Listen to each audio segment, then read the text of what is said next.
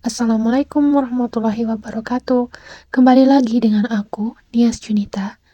Aku akan kembali lagi menceritakan kisah-kisah horor yang aku baca di kaskus.co.id Story from the Heart. Gak usah lama-lama, mari kita dengarkan ceritanya. Malam terindah. Hai sayang, ucap Risa saat membuka pintu dan melihat suaminya pulang. Wajar saja, selama ini Risa ditinggal oleh Bayu suaminya yang bekerja sebagai supir truk antar provinsi. Pasangan muda ini sering berpisah sehingga menimbulkan rasa rindu yang tak tertahankan. Setiap suaminya pergi mengantar barang ke luar kota, Risa selalu sendirian di rumah kecilnya. Sesekali juga ia pulang ke rumah orang tuanya agar tidak kesepian. Namun kini, di malam ini Bayu baru saja pulang dari pekerjaannya. Senyum manis istrinya menyambut ia saat masuk ke dalam rumah. Sepi banget rumah ini, kata Bayu. Kan biasanya juga cuma kita berdua. Kita belum punya anak loh sayang, jawab Risa. Oh iya ya, pantas saja sepi, balas Bayu yang kemudian merangkul istrinya dan masuk ke dalam rumah.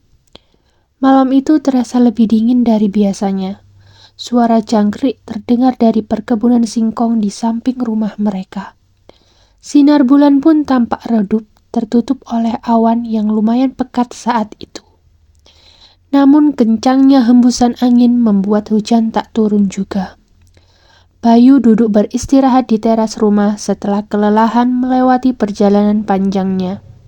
Tubuhnya terasa pegal-pegal dan lemas. Kebetulan ia juga belum makan saat itu.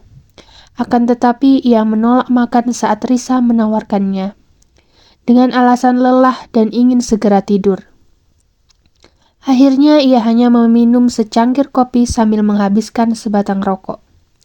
Risa duduk menemani suaminya itu sambil bercerita kegiatan yang dia lakukan selama Bayu pergi. Begitu juga Bayu yang mendapat pengalaman baru selama perjalanan pulang pergi keluar kota.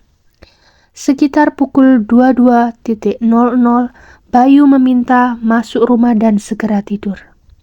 Risa segera menyiapkan kasur untuk tempat mereka tidur, merapikan spray dan mengatur posisi bantal. Ranjang mereka yang tak terlalu besar membuat Risa mampu melakukannya dengan cepat. Tak lama kemudian, Bayu datang memasuki kamar sambil tersenyum ke arah istrinya. Dia juga sempat menyimpan barang-barang bawaannya di salah satu sudut kamar. Risa pun membalasnya dengan senyumnya yang terlihat malu-malu. "Gak sholat dulu mas?" tanya Risa yang kemudian membelakangi Bayu. "Gak usah, besok saja," kata Bayu yang kemudian menghampiri Risa dan kemudian memeluknya dari belakang. Pasangan muda yang telah lama tak berjumpa itu pun melewati malam yang indah ini bersama. Dengan cinta yang masih menggebu-gebu, suasana ranjang begitu terasa romantis dan syahdu. Di tengah gelapnya malam, mereka saling berbagi kasih dan sayangnya. Dan hingga pagi menjelang, hawa yang penuh cinta ini akan terus bertahan di antara mereka. Ting, ting, ringtone handphone Risa terdengar berbunyi dari ruang tamu. Setelah melihat suaminya yang terlelap, ia segera memakai baju sehari-hari dan berjalan menuju ruang tamu. Sebelum mengambil handphone, Risa terlebih dahulu menyalakan lampu dan membuka gorden jendela. Dengan mata yang masih mengantuk, Risa tak sempat melihat siapa yang menelpon pagi itu. Ia langsung mengangkatnya tanpa tahu siapa yang menelpon. "Halo," ucap Risa. "Risa, ini aku sayang. Sayang, aku belum bisa pulang ya. Aku mendadak harus mampir ke Jepara. Tapi cuma sebentar kok, besok juga aku sudah pulang," kata seseorang di telepon yang suaranya menyerupai Bayu. Risa kemudian melihat ke layar handphone untuk memastikan siapa yang menelpon. Aduh, merinding gak sih guys? Aku merinding nih. Lanjut ya. Dan memang benar, yang menelpon itu adalah Bayu. Lantas, siapa yang tidur bersama Risa semalam? Risa bingung sekaligus takut. Jantungnya berdegup kecap. Berdegup dengan cepat. "Mas, itu yang di kamar siapa dong?" Tanya Risa dengan nada pelan dan wajah pucat. Gila, gue merinding nih. Halo, kenapa sayang? Tanya Bayu dari telepon. Risa pun lemas dan menjatuhkan teleponnya. Halo, ucap Bayu dari telepon.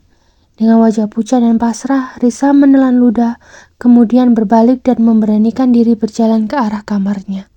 Gila, gue gak berani, guys.